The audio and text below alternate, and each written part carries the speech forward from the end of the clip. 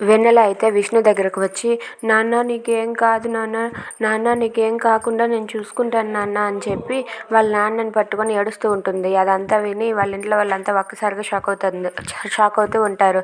ఏంటి నాన్న అంటుంది, అసలు బేబీ అని పిలుస్తుంది కదా అని చెప్పి విష్ణు కూడా అలా చూస్తూ ఉంటాడు. నాన్న నీకేమైపోతుందా అని నేను ఎంత టెన్షన్ పడ్డానో తెలుసా అని చెప్పి వెన్నెల అంటూ ఉంటుంది.